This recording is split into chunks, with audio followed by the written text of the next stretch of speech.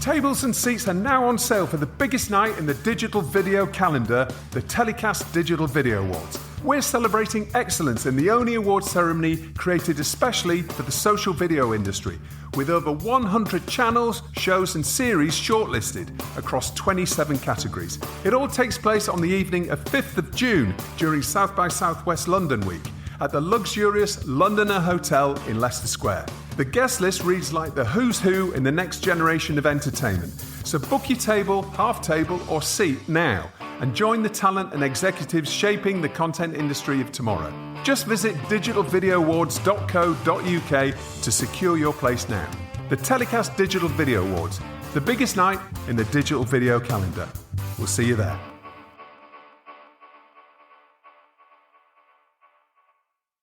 TellyCast.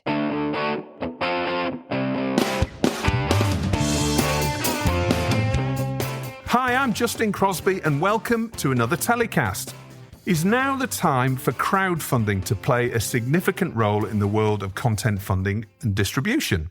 Well, my guest this week certainly thinks so. Welcome to TellyCast, Paul Scanlan from Hollywood crowdfunding equity business Legion M, billed as the world's first fan-owned entertainment company. Paul, welcome to TellyCast. Thank you for having me. I'm excited to be here. It's great to have you here. You've interrupted your holiday to come and talk to us on TellyCast. Which happy to do so. We love being in London, and I'm excited to be on your show. So thank you for having me. And you're over from the Bay Area, right? Yep, Bay Area. Yep, we're over here for a friend's wedding, and thought we'd do a little business while we're here. Might as well. Good. Perfect. Okay. Well, I was at South by Southwest earlier this year and I became aware of Legion M. I became fascinated about it. So I'm really glad that we finally got the chance to sit down and have a chat. So for everybody that doesn't know about Legion M, just explain the concept behind Legion M. Sure. Yeah. I mean, you did a pretty good job with your intro there, but we call ourselves the world's first fan-owned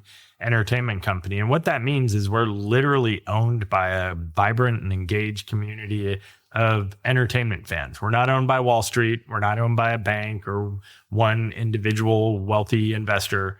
We're owned by a community. And what that means and our kind of purpose with starting this company is that we can back projects that the community wants to see made. And one of the things that I think we all kind of take for granted is, that we have this choice of content to watch. And that's really important. That's the freedom of choice. But what most people never really realize is that the content that gets made and that green light process, that process is controlled by a small group of people. It's not a community of people deciding what gets made. It's, it's a handful of the top brass in Hollywood that decide what gets made. And, when we started Legion M, we just felt like, well, there's got to be a better way. Since the dawn of the entertainment industry, there's always been this gigantic wall between those who make the content and those who watch the content.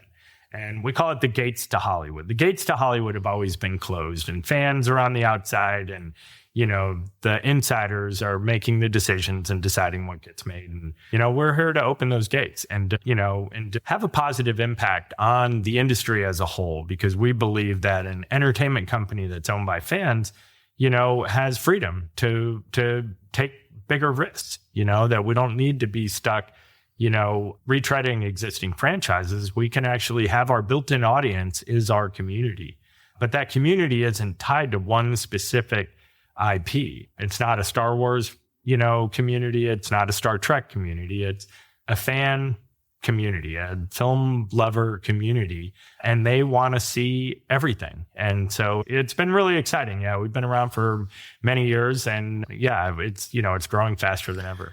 Yeah, I'm looking at some of the figures on your website that you've raised over $19 million, more than 45,000 investors. Yeah, update on those numbers. We're over 20 million from over 50,000 investors. And, like I said earlier, it's, we're growing faster than ever. Our goal is to get to 1 million. And if you think about that, and it's built into our logo. I don't have a picture of it right now, but our logo is an M with the bar over it. We're Legion M. And the M with the bar is the Roman numeral for 1 million, because that is our objective. Our objective is to unite 1 million entertainment fans to co-own the company and take over Hollywood, but take over Hollywood, not in a bad way, but in a nice and positive way where, we can allow Hollywood to take more chances. And, Hollywood, let's face it, I mean, most of the major content companies are owned by Wall Street. And so they are stuck delivering to the bottom line and, making safe bets. And in the creative content industry, safe bets isn't always the most creative and original thing to do. Yeah. And so, I think to a certain degree, the industry is really, for the most part, welcoming, a concept like this. I mean, we've had a warm reception to Legion M, and especially as we started to prove it out and, are really delivering on like really high value projects. I think in the early days, a lot of it was like, a fan-owned entertainment company. I could see that. Like, they're just going to do like little stupid content from fans or whatever. And it's like, no, that's not the case. I mean, we're making movies with Morgan Freeman and Ed Harris and winning the audience award at South by Southwest. Like, we're making legit content. We're just doing it a different way. And so tell us about the community then. Yep. So over 50,000 investors, you've said. Now, is that a project or is it, I mean, you talk about the first fan-owned entertainment company. Yep. Mm-hmm. So does a fan invest in the overall business and all projects or just one particular project at a time? They have a choice. So, and it's a great question. So the 50,000 investors are investors in Legion M as a production company, becoming a studio.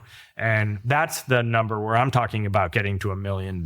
We want 1 million shareholders of the company that own shares in the company as we continue to build value in the company and eventually maybe take it public or, do what our plan is. I mean, the investment in the company, the typical investment there averages about $400. It's equity crowdfunding. UK was one of the leaders in equity crowdfunding with Crowdcube and all the success that you've had. The US was, lagged behind the UK. And it's really interesting because, I mean, part of it was stemmed from, me living here and kind of experiencing that and seeing, and then moving back to the United States and wondering, why don't we have this? And at that same time, legislation was going through our Congress to update our rules so that we could allow it. And Legion M was literally one of the very first to file with the SEC, because we're still SEC regulated, but to become the first equity crowdfunding company in the United States. And we're really proud of that because for us, we believe in it as a disruptive business model, not just in the entertainment space, but in any space. And, we're proud of what we've accomplished so far. So when investors invest in Legion M, they own a share in the company. There could be in the future dividends or anything like that. But, what we tell people is don't invest more than you can afford to lose. It's you're investing in a startup in the entertainment space. Statistically, the odds are stacked against us.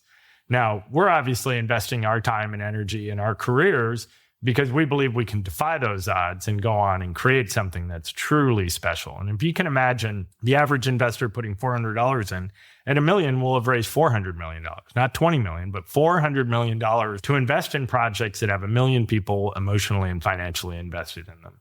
And we just believe that is really something that the entertainment industry needs. And there could be multiple different companies like that. I think there'll be space for that.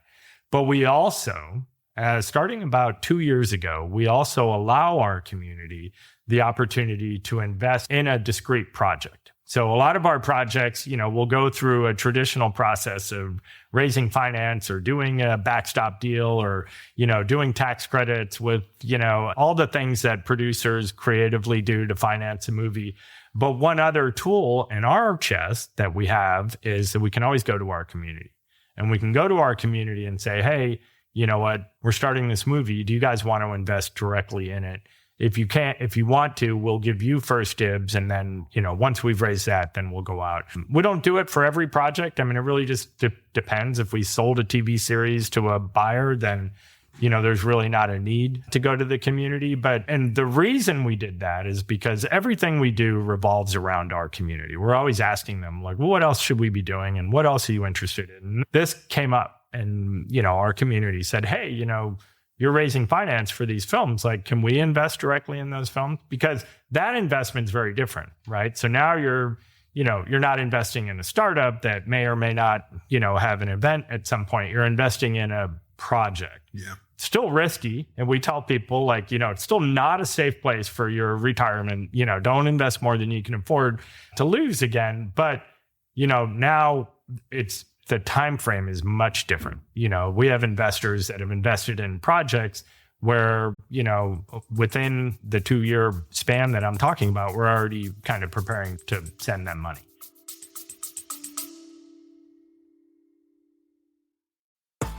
Want to get ahead in digital-first content? The Drop is the go-to newsletter for industry professionals, delivering insider news, trends, and insights straight to your inbox. Navigate the fast-changing landscape of digital-first production, distribution, and monetization. Sign up now for free at dropmedia.co.uk and stay informed with The Drop.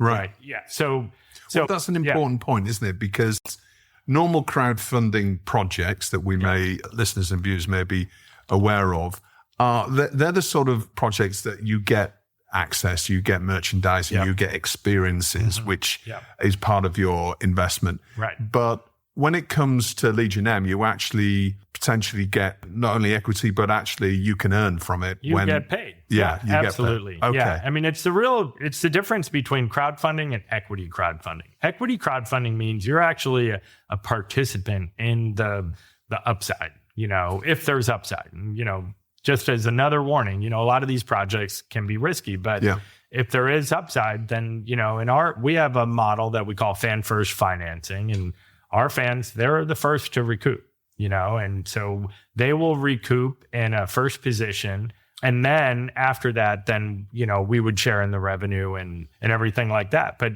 when we did this, the first project we did this with was our William Shatner doc, which we just released. It was in theaters. It's released here with Signature in the UK. Docs don't always get theatrical releases. I think it was the top performing documentary in the United States this year. And that project was really interesting because William Shatner, he's joined our advisory board. He's an amazing person. We're fans of his. We got to know him. We're not like hardcore fans or anything. We have people in our community that are that way. But when we met him and started to get to know him, we really understood what a fascinating individual he was. And so we had asked him like, hey, has anyone ever made a documentary? We talked to our community. Hey, would you guys be interested in it? The answer was, oh yeah, that would be amazing. So then we knew, all right, so we need to raise, money to make this documentary. We had an offer. We had 2 offers from the kind of traditional space to that, like people were, oh, you guys are making the William Shatner doc? We'll pay for it. Can we be the lead investor? How much money do you need? Doing all that. And we said, well, we appreciate that, but hold off for a minute because we told our community that they might have a chance. So maybe we go out to our community and we see how much of the film we can raise just by going to them. And then whatever's left over, we'll come back and we'll make it a joint venture. Well, we did an email to our community, and in just 4 days, we completely sold out. We had more money than we needed to make the movie. Wow. And we cut it off because, we didn't want to raise more money than we needed because we still have to pay them back. But it blew us away. It was, well, I'll just tell you because it's public information. We raised $750,000 in 4 days with 2 emails. And it was super fun. And our community, they, their names are in the credits. They got to come to the premiere. We just finished when we did our theatrical release in the United States. And actually, I think we did a little bit of that over here as well. We took it on tour with Bill. And so, many of those investors got to meet Bill, walk the red carpet, like do these, when we were talking about this before, like they have a financial interest. Like it's important to focus on that. But just like crowdfunding, they're also part of something. Yeah. They're getting that emotional ROI of they helped make that movie happen. And when it released, they're out there celebrating and being a part of it with us. Well, it's really sort of tapping into fandom, isn't it? But even people that weren't like, big William Shatner fans, and one of the things that we're really proud of with our movie is, if you're not a William Shatner fan, you're still going to come away liking the movie. And it also played at South by Southwest. And, we had Shatner on Jimmy Kimmel, Kelly Clarkson, the Today Show. Was this before or after he went up to space with Blue Origin? Good question. So we shot it right after.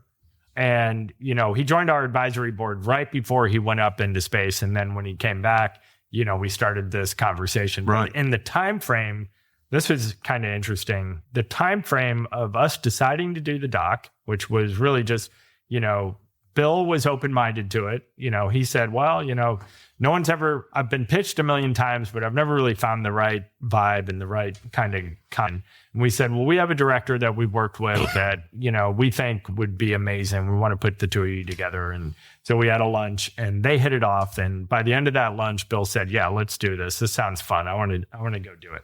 Bill's really happy, by the way. The guy is so interesting and fun. Alexander O'Philippe is our director. He did an amazing job with the film. The time frame from us having that lunch to raising the capital, shooting the film, premiering it at South by Southwest is about a span of a year. So in a lot of ways, this community, what it also can do is it just sort of shortcuts this process, right? Yeah. Because if the community, we had asked them in advance, are you interested in this project? The answer was yes. So then we go put it together and then they finance it. And so that could be 6 months of time as a producer trying to raise the capital and hearing a lot of no's and finding, people that actually are willing to invest. And so yeah, it's been, that was our first project and now it's been released. It's on, VOD now and we haven't announced a SVOD home for it yet, but yeah, we're really proud of it and it's been amazing process. And then the second movie that we also have given our community an opportunity to invest in, again, they blew us away. In that movie, we thought we would raise $1 million. It's a bigger movie with Morgan Freeman, Ed Harris, Sonequa Martin Green, Natalie Morales, Gloria Rubin, Akash Ambakar. I mean, that movie, the doc was kind of our warm up, right? Because we knew it wasn't that expensive to do. And, we figured our community would at least help us put a big... It's a safe bet, right, as well. It was a safe bet. Yeah, exactly. Yeah, and it's a pretty safe bet because we didn't spend a lot of money. And William Shatner, I mean, he's amazing. Yeah. That project is, that's the definitive documentary on William Shatner. We'll be monetizing for, 30 years or more. Yeah. Maybe longer. But so this next movie, we had some more traditional investors, including Travis Kelce, by the way, which came in. Mr. Taylor Swift. Yeah. By the way, he was not even dating Taylor Swift when he invested. I think he was talking about, and trying to get into one of her concerts or something. But that he's just blown up. It's amazing. But so in that film, again, we started raising the capital before we had Morgan Freeman attached. I think maybe we had Ed Harris. We had talked to the community about the film and they were, overwhelmingly positive about the movie. And I don't know if you heard anything about the movie at South by. It ended up winning the audience award. It's 100% on Rotten Tomatoes from really strong reviewed film. It's very moving. It got multiple rounds of standing ovations at South by. We sold out the Paramount Theater on Saturday night. I mean, it was insane. I couldn't, it was a very moving experience. What's the title again? It's called My Dead Friend Zoe. Right, okay. And it's an important film. I mean, it's a great, entertaining project, right? It's a dark comedy. It's funny. It's sad. It's all those emotions.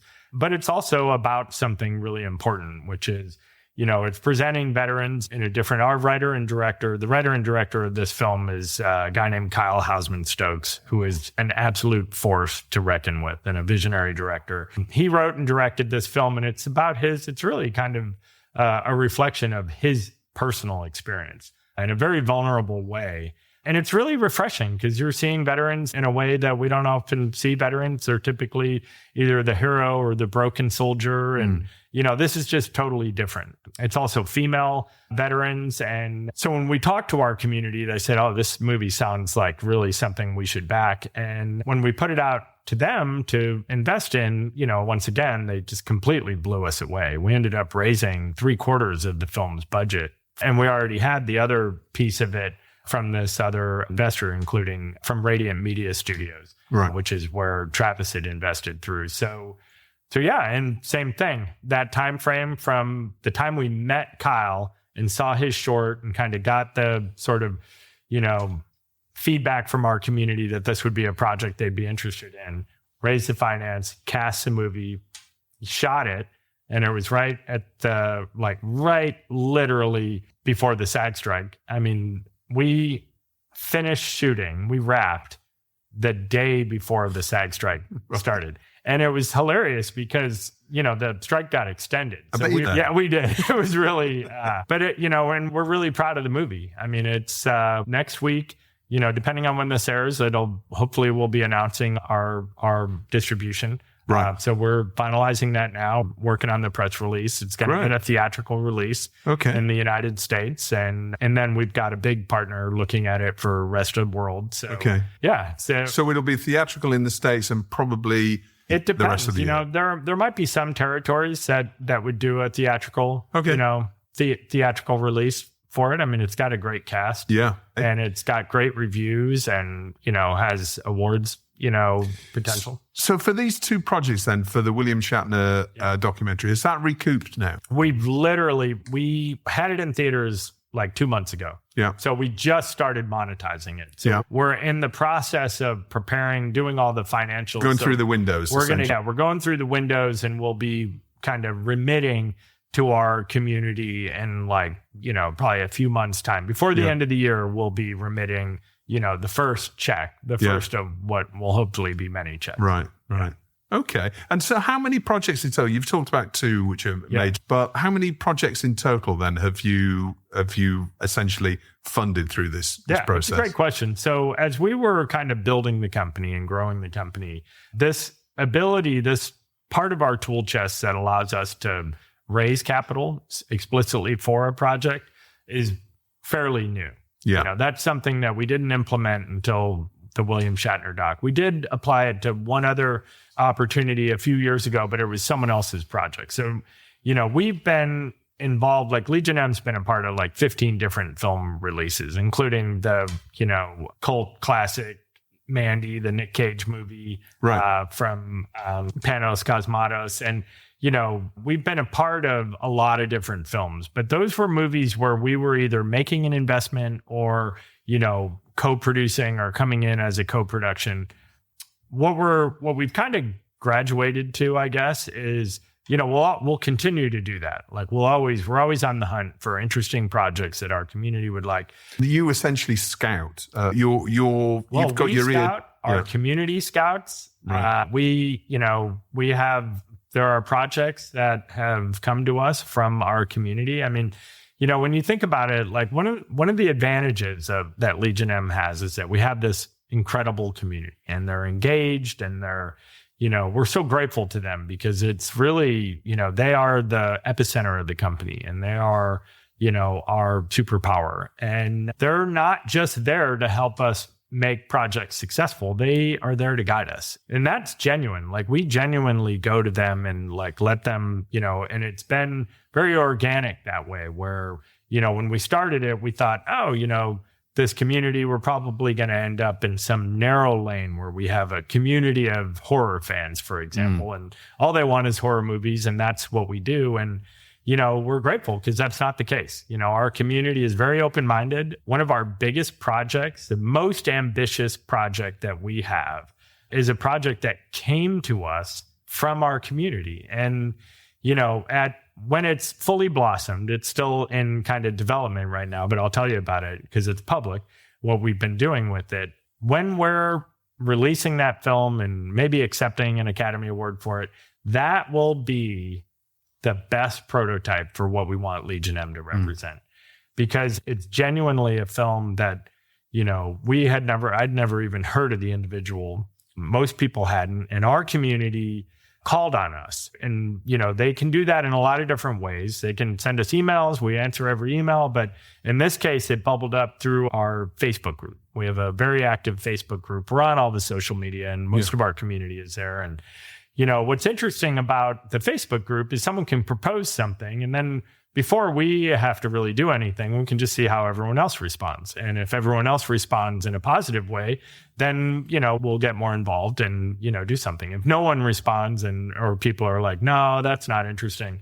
then, we don't have to do anything. Yeah. In this case, someone had posted about a guy named Robert Smalls. I don't know if you've ever heard this name before. And it was a meme that had been going around the internet that was really kind of in a funny way, kind of complaining about how Hollywood keeps retreading, existing franchises and making pitch perfect movies. But, there's this real true American hero whose story has never been told.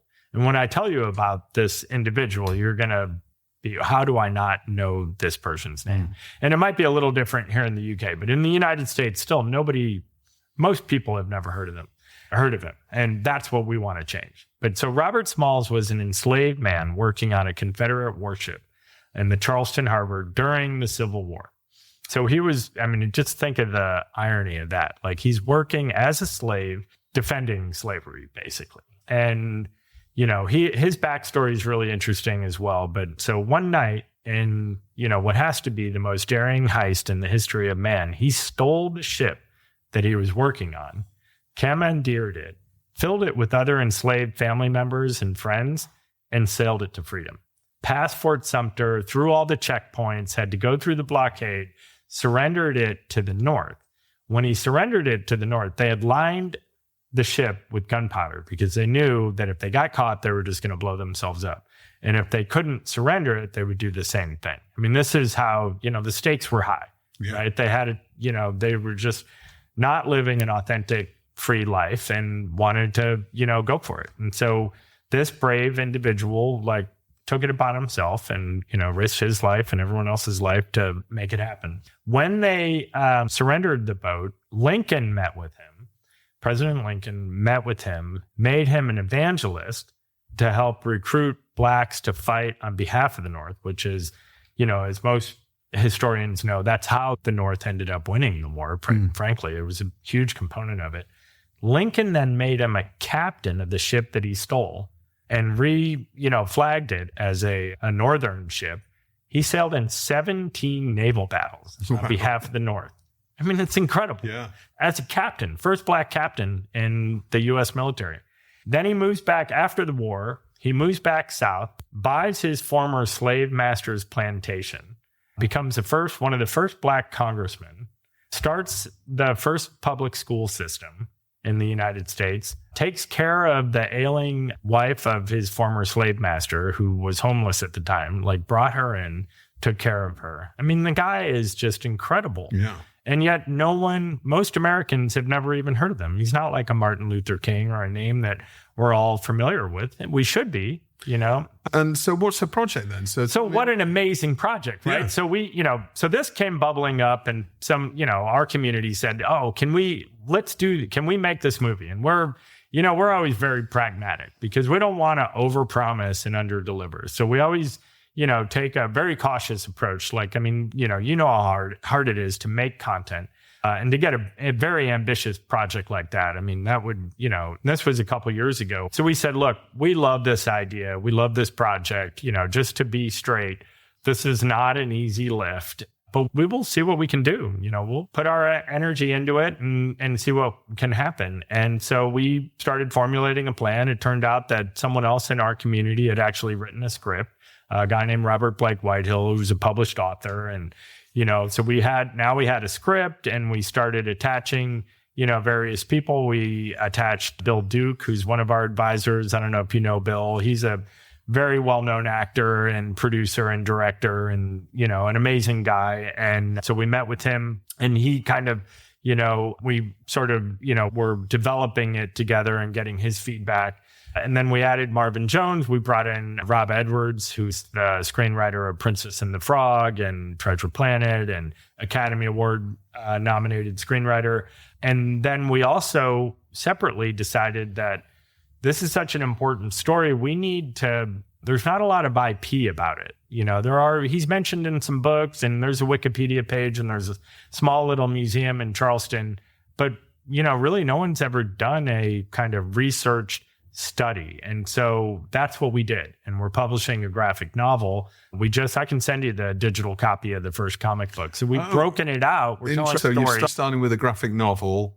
And so you're building what we often talk about on TellyCast is the octopus strategy, is basically building out different projects from that central IP to build awareness and build the project over time. Okay, interesting. And so that becomes the underlying IP. right? And with that in hand and a script and, now we're in the process of attaching an A-list director and starting to cast the Robert Smalls role, then we'll take that out to Hollywood. But the other interesting thing about just doing the graphic novel approach, I mean, we have schools and libraries already ordering the books and like volumes, and we haven't even finished it yet. But so what's really cool about it is that our community, this is a big project. This isn't a raise $1 million or raise even $5 million. This is probably a $40 to $50 million budget project. We're not going to raise that kind of money with our community. Not yet. I mean, at some point we will be able to easily. Yeah. But today, what we can do is raise enough money to publish the graphic novel. And so we did a Kickstarter. We're publishing. We brought in some of the top Black comic book artists. We brought in a Harvard history professor. We have Robert Smalls' family involved. Right. So his great-grandson, who is running for the congressional seat that his great-grandfather held, amazing guy, Michael Bulwer Moore. He's been intimately involved and sharing all the family information, including the original deed, his slave deed, and all this amazing access, and has just been so supportive of the project. And so, now that's what we're doing. And so we've just shared the first comic book, and, we'll, in the coming months, hopefully by Comic-Con in July, we'll be making some announcements, because we're not waiting to complete all of the graphic novels. Ultimately, there'll be 3 volumes, 12 total comic books that we'll put out that tell, his whole story. But in parallel, we're already setting up the film, and we have so much interest in it. It's just been, I can imagine. It's as you say, it's a great story. So let's just, for the producers that are listening and anybody else in the business of IP, and what kind of projects are ideal for crowdfunding then, from your perspective? And are there any ways that producers can get in touch with you? Because presumably you mentioned it's scripted and unscripted, and it could be TV as well as it being, movies. Yep. Yeah, it's a great question. So I would say for for Legion M, we're really wide open. We have this big historical project. We just did a movie about veterans, but we also have a adult animated comedy series that we're pitching right now. So you're open for pitches, essentially, for producers to come up with absolutely. Okay. Yeah. I mean, we're, just to set kind of expectations, we don't do that many projects. And, in this space, there's an infinite number of pitches. That's another part of our community and our model that we intend to sort of figure out. Right? Is right now it's kind of an organic process. I mentioned the Defiant Robert Smalls project bubbled up through our Facebook group. Other projects will come to us through someone we know and one of our advisors, like my dead friend Zoe. Other projects are, born by us and kind of vetted by our community. But I would say, the cool thing about it is that our community has been so wide open to, they don't want us swimming in one lane. They want a kind of diverse slate. But to answer your question, the things that are really what I've seen make the biggest difference is anything with, if you have big names attached, like having William Shatner, that's and having a business model that seems viable, right? And in that case, don't overspend, docs are hard to monetize. So, finding that sweet spot. But and it would be American audiences, essentially, because I imagine most of your investors are based in the States. We have a worldwide community, but the majority of people are still in the United States. But it's something that we intend to change. Okay. It'll always be probably some large percentage of our community is going to be in the United States, but we actually have a lot of people from the UK and from Europe and even in Asia. There's nothing stopping people from investing. There are a handful of countries where we're not allowed to take investments, but most of them are just wide open. Right. What we aren't allowed to do in a lot of countries is we're not allowed to market directly in those countries. So someone would have to hear about us, but we don't do any explicit marketing. Okay. But to answer your original question, projects that have purpose, that communities purpose. And, it's one of the things that our company has a purpose. And the reason we're uniting this vibrant and engaged community together is because we want to change an industry that we love. And individually, none of us really have the power to do that. We can talk about things, and we might, if we get accomplished enough, we might be able to put a small dent in it. But when we come together is where the real power comes. And when you have that kind of power, then you have the responsibility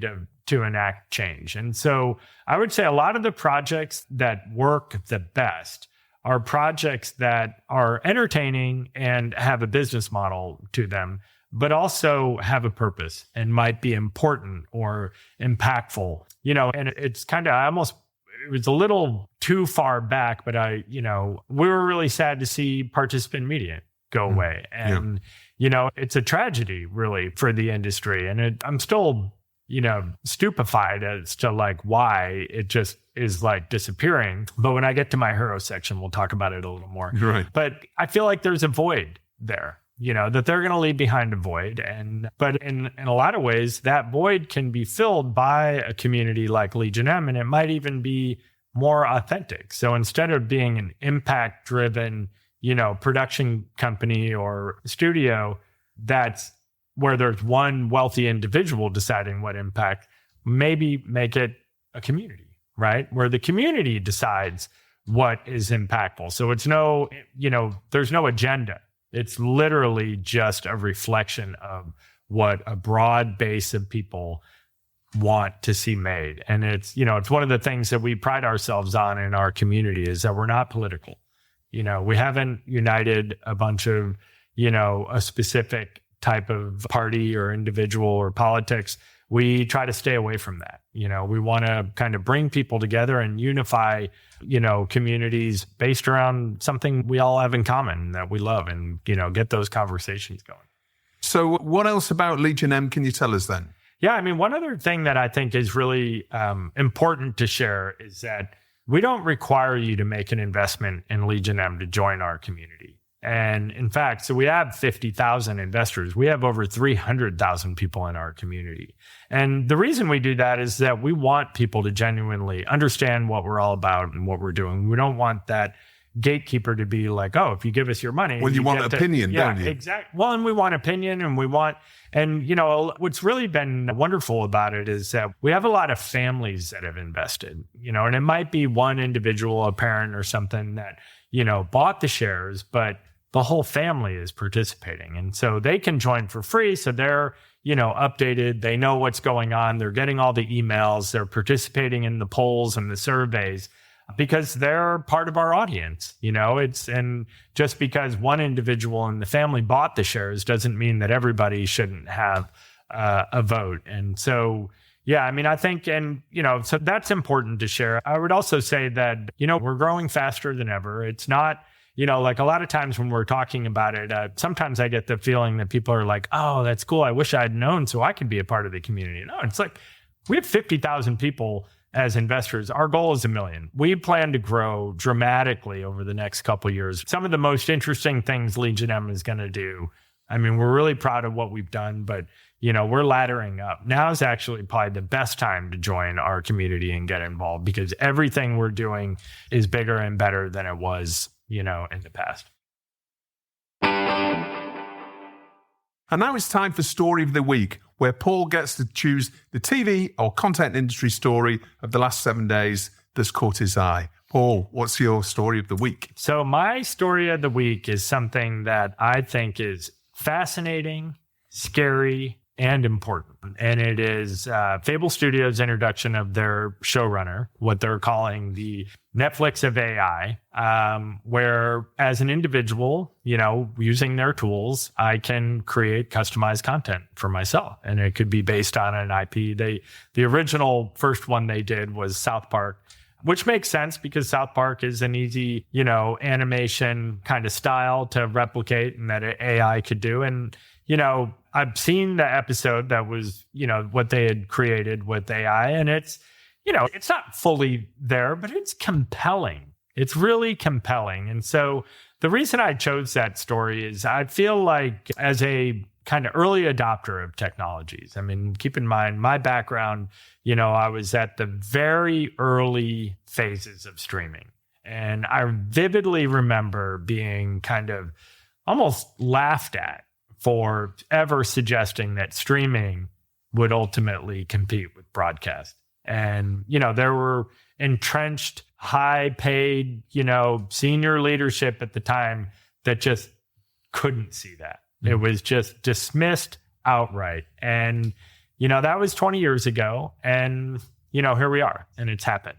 And, that was something that, my early company, MobiTV, played a role in that. And it was something that I always felt like, oh, that's a positive change. I think this could be good for the entertainment industry and provide more access and more choice and everything else. And I still feel that way. I want to be that same kind of youthful, optimistic early adopter. And, AI and content, I'm conflicted on it, frankly.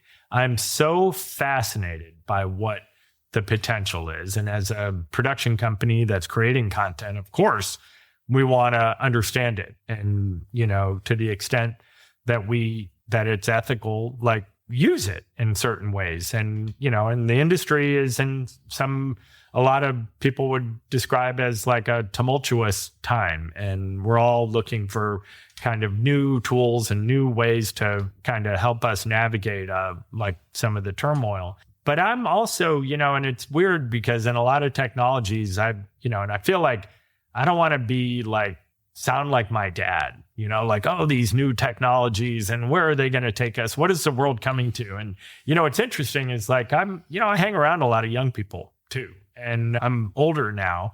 And so to a certain degree, I feel like, well, it's just normal. Like I have a little more, this is probably how those people that were a little worried about streaming, how they felt. They just couldn't see it.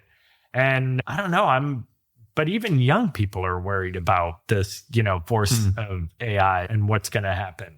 And so anyway, I just think it's an interesting thing to talk about and discuss and debate and, doing my damnedest to be optimistic about it because I am, but I'd be lying to say that, I'm not worried about where it will take us. I think it's going to be, there are strange days ahead. Yeah. Well, also, I know Showrunner is a very early concept of a product, but there's going to be lots more, right? And they're going to be, look at the rate of technology and how quickly, and that was the thing, like with streaming, I think the reason why people weren't like seeing it is the streaming we were showing at the time wasn't anywhere near what it is today. It was like a fast slideshow of, content. Yeah. And, but you had to make that leap of faith. Like, of course, this is going to get better. There'll be better screens, better processors, faster internet. And lo and behold, now, we're streaming 4K and it's no big deal. And it's competing, you know. Not just competing, it's actually sort of taking over. And so it makes me wonder, like, all right, where are we heading with this AI? Like, is it going to be a part of the content industry or is it going to take over? I sure hope it doesn't take over. No. Well, it's something we talk about a lot on the show. So, and we will be returning to, I'm sure, very soon. And now it's time for Hero of the Week, Paul. Oh, good. All right. Well, I have a hero. He's actually, in full disclosure, he's a friend of mine. But even if he weren't, I would still present him as my hero of the week. He is releasing a film in the United States this weekend called The Grab. I don't know if you've heard about The Grab. It premiered at Toronto at TIFF in 2022. His name is Nate Halverson. He's actually a hockey mate of mine. We played hockey together in California, and he is an investigative reporter. And I have a lot of respect for investigative reporters. They endure a lot of hardship and, risk to uncover truths and to, important truths that, society needs to be aware of because, there's a lot of things out there that we are kind of, invisible to us that we should be more aware of. And The Grab is a really fascinating film, unsettling to watch. It watches documentary, but it watches as a thriller. And it's about all the jockeying and maneuvering of governments to secure the most valuable resource on the planet, food and water. And, it's an early kind of canary in the coal mine look at like, where are we heading? We thought we fought wars over oil, and OPEC and all these, different kind of stances that governments have taken. But what's happening now is that people and governments are locking up the food and water supply and to feed their populations. And it's a great movie. It's really... Sounds fantastic. Sounds terrifying. It's Sounds terrifying. A bit like Mad Max or something, looking to the future. But Nate's my hero of the week because he took a lot of risks to make this movie, and it's the last movie that Participant Media will be distributing with Magnolia Pictures, and it's in theaters this weekend in the United States, and I'm sure it'll get a UK release as well. It won the People's Choice Award at TIFF. It's an excellent movie. And finally, who or what are you telling to get in the bin? Get in the bin. All right. So this is a little abstract, but, I really feel like, again, like when I dig into sort of that optimistic, part of my personality, I really like one of the things I hope and I'd love to like put in the bin is this sort of overarching sentiment where we as a society and individuals and news media and everywhere, it's rampant, are presenting opinions as facts. And so I want to throw away this concept of presenting opinions as facts. And I really hope that as a society, we can go back to understanding the difference between facts and opinion.